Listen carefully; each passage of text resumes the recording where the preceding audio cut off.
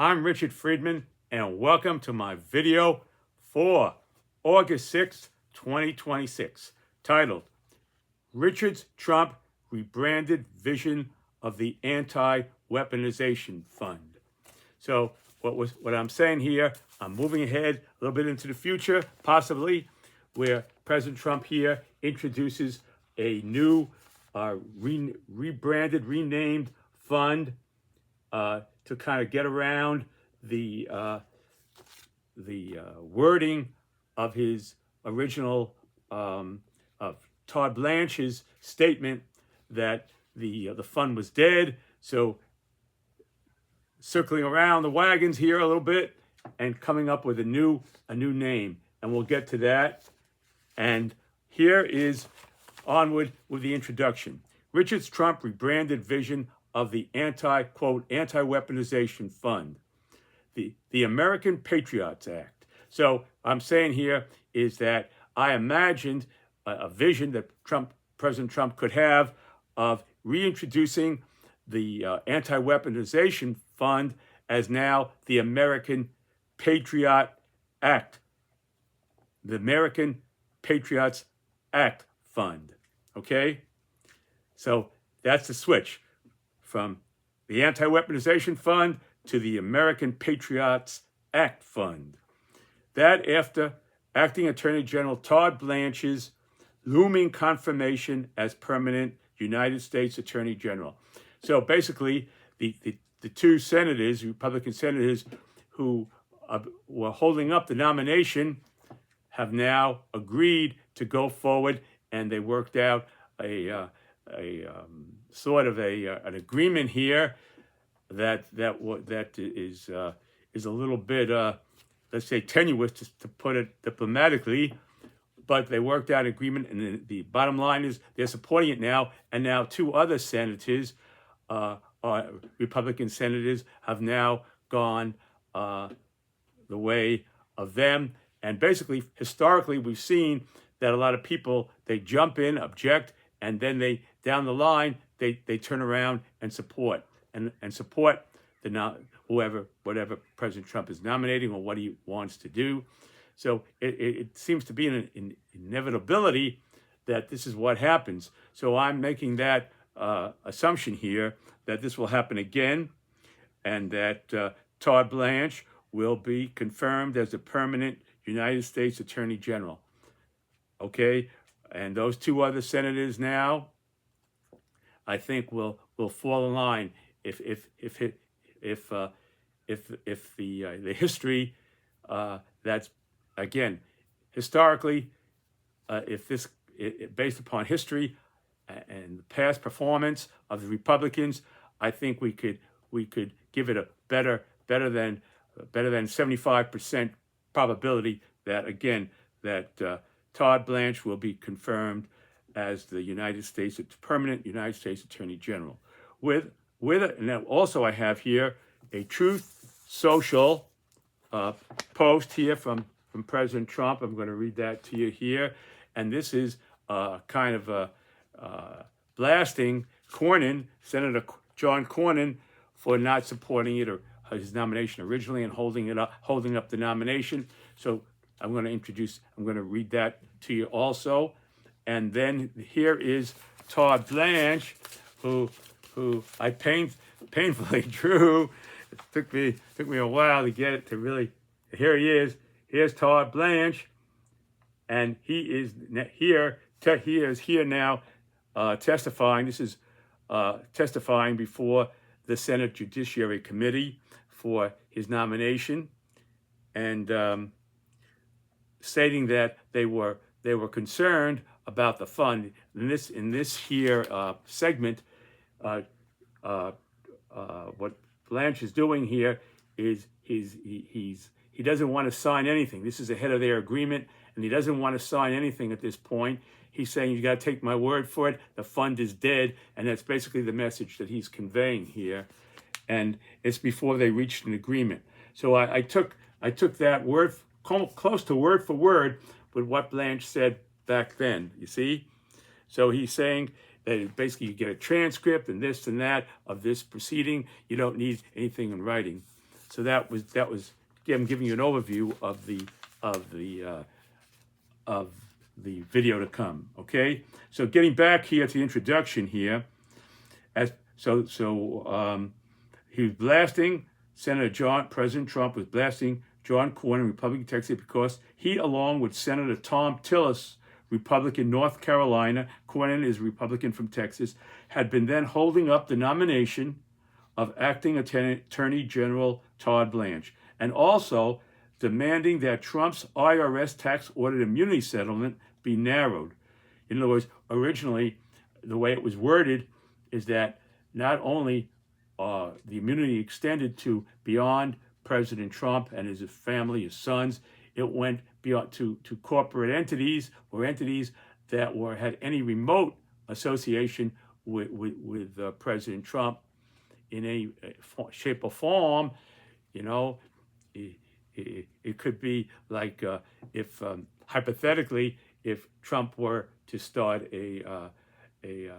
go back and reopen Trump Steaks or something like that, and they wanted to order Trump Steaks, hypothetically now, I'm saying Trump Steaks, and if they wanted to do that, then it would be prohibited, and that would have nothing to do whatsoever with Trump Steaks being their tax returns being shown out. That this was the original President Trump's thrust. The whole matter here was brought about because somebody at the IRS released President Trump's IRS, and President Trump was suing for basically billions, a billion, I don't know, 100 billion.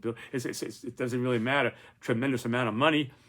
And so they worked out an agreement, and Trump came along saying he might have said that he saved the IRS a lot of money because he would have prevailed, and this way he made the IRS made this concession, and along with the other thing here with the fund, the Anti-Weaponization fund, so which President Trump said does not benefit him but benefits the victims of the Biden administration's weaponized Justice Department. So there you have the full scope of the picture there.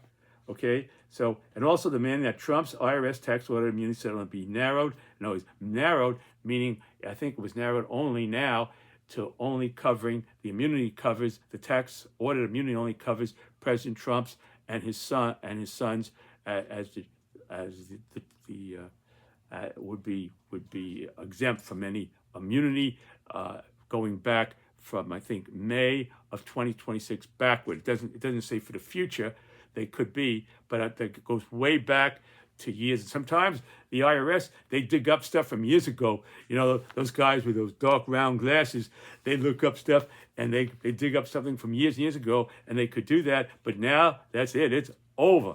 From May 26 going way back, they can't. But in the future, yes, that's not, that people have gone ahead and said, well, it's forever and ever. And that's not. So I just want to make that clear. You know, giving it to the way it is to the best of my ability, that it's not for eternity, but it goes back from May 26th to past eternity, going way back, you know. Okay, so that's that, okay? IRS tax audit immunity settlement to be narrowed, okay? Again, assuming not to include distant related entities, you know, like I said, Trump Steaks, hypothetically speaking, or whatever, okay?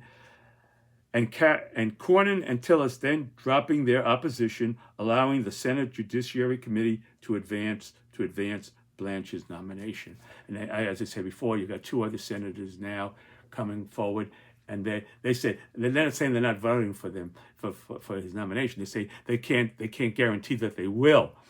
You know, they're being less aggressive. You know, they say we can't guarantee that we will vote for this nomination. And they want to answer more questions, you know. They want to kind of, I don't know what more questions could be asked. That was at the hearing there. I don't know what else they have in mind, but it sounds, well, you judge for yourself what transpires down the road here with those two Republican senators. That's to be seen. Okay, and here that was that, and here I'm going to read it to you. This was the post here from President Trump. Here's Truth Social, and here he goes. John Cornyn never had a problem with the so he's basically attacking Cornyn for not supporting him in showing Cornyn President Trump did not kind of primaried Cornyn, and Cornyn lost the nomination, and he is now an senator. He's outgoing senator, and still he still went along with President Trump on this, So he wants to be invited to those parties, I guess, at Mar-a-Lago, wherever, So anyway, it's a joke. So John Cornyn never had a problem with the so-called, quote, fund, which will not benefit me, but rather the great American patriots who are hunted down like dogs and whose lives were unfairly and illegally destroyed by the crooked Joe Biden administration until after I decided to endorse and support his Republican primary opponent in Texas, who easily won the nomination for the United States Senate. So again, he primaried Cornyn, and Cornyn lost without President Trump supporting his opposition there. You see, so that's what basically happened there. And he goes on. I will always feel that these victims of government abuse should be paid back for what they were forced to endure. Their lives have been ruined. Todd Blanche, a good man, should be immediately approved as U.S. Attorney General. And there it was here. Okay, there it was. Just give you a chance to read that here. There it was.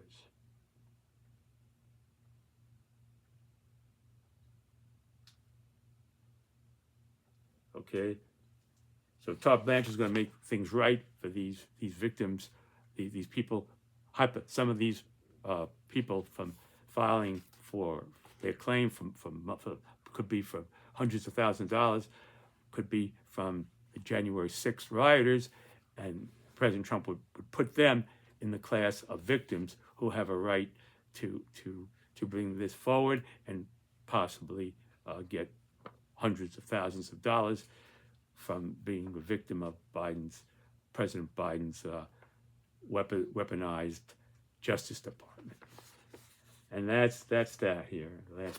Last look at that. Okay, that was that. Now onward here is Todd Blanche here from his testimony. And here he is, Honorable Todd Blanche here. Let's zoom in on him here. Here he is.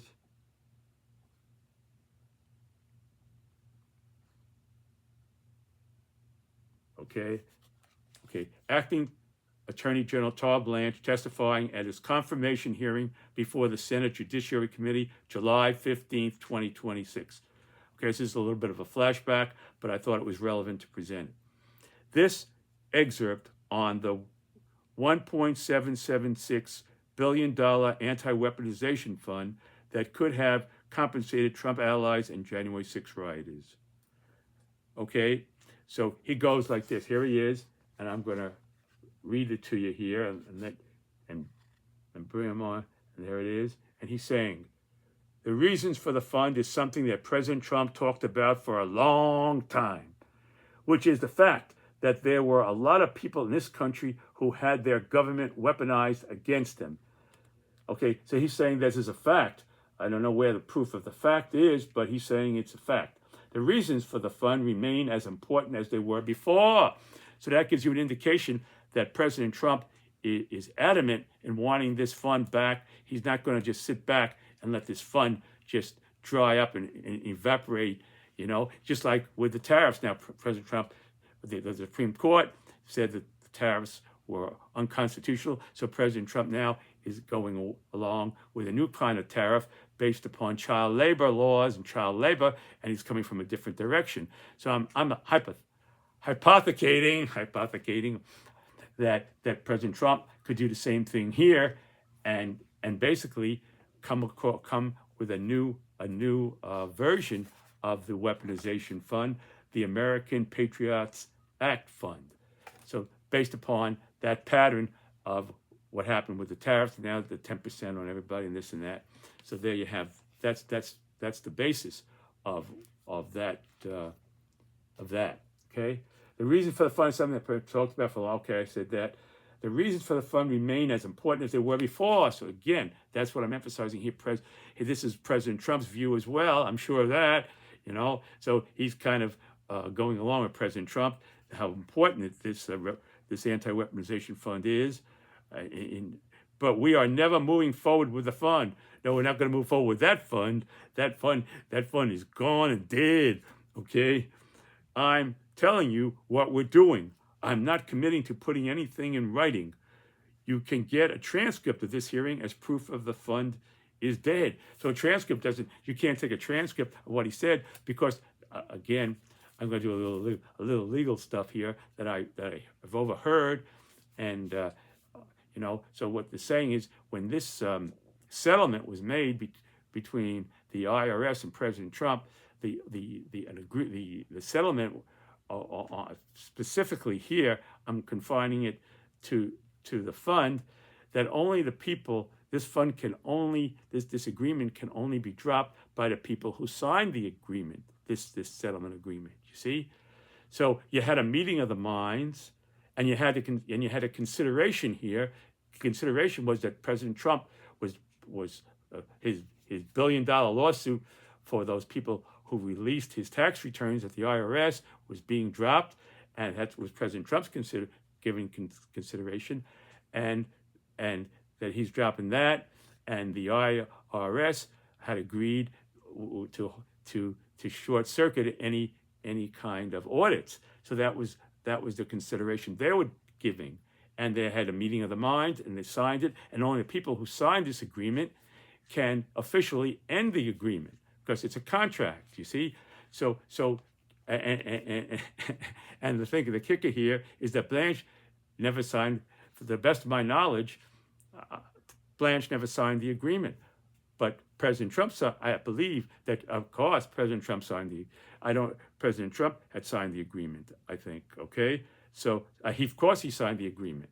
So without President Trump, you can't negate the agreement. President Trump signed this, but President Trump is the key here. All right, the key here is that President Trump is not signing the stuff that Blanche now made the agreement with these two senators to reassure them. President Trump isn't signing that. He signed the original agreement, but he's not signing this new agreement that the two senators got Blanche to come forward with. You see, regarding the audits and the fund being dead. So President Trump isn't signing that. So the contract basically survives. It's still enforceable. Okay. I sound like my old college law professor, Dr. S. Remember him? So there it is. Okay. So now he's saying here he goes. Again, that's what I read to you. I'm not committed to putting anything in writing. You can get a transcript of this hearing as proof of the fund is dead. That transcript doesn't get you not any more than what that Blanche did to get them to these two senators to agree. It's the same. It carries the same weight, which is 0.00. So that's that. Okay.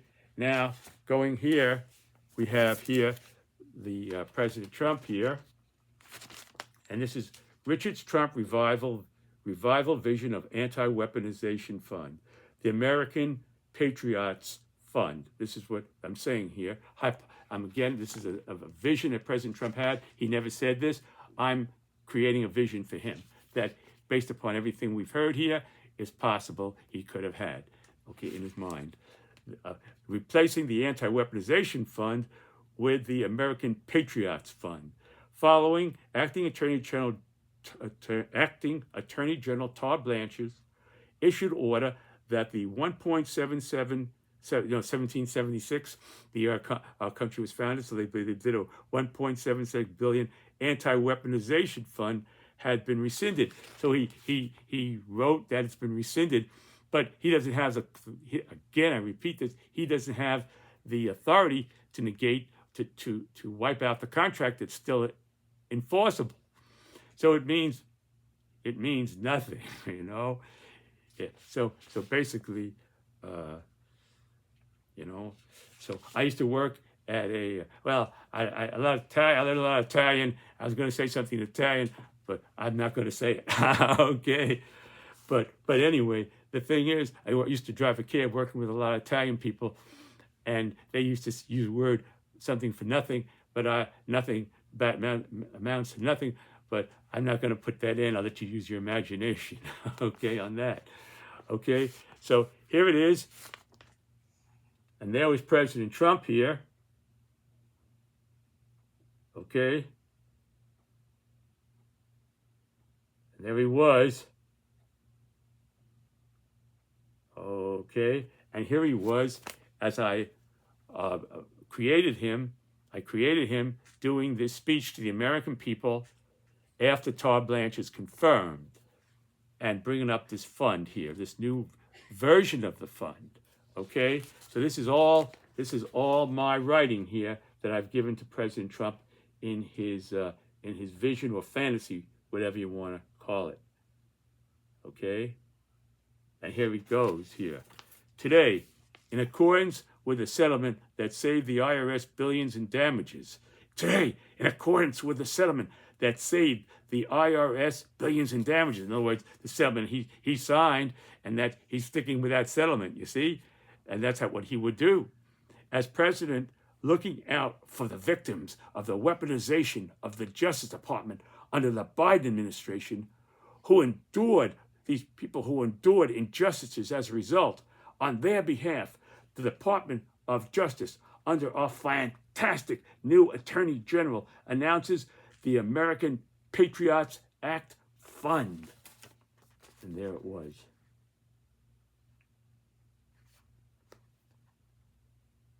And there it was here. Okay, let's zoom in on President Trump the way my drawing here. Okay.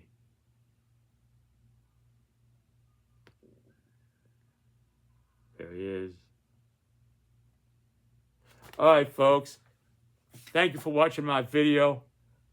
God bless you. Hang in there through these tough times. And I'll see you next time.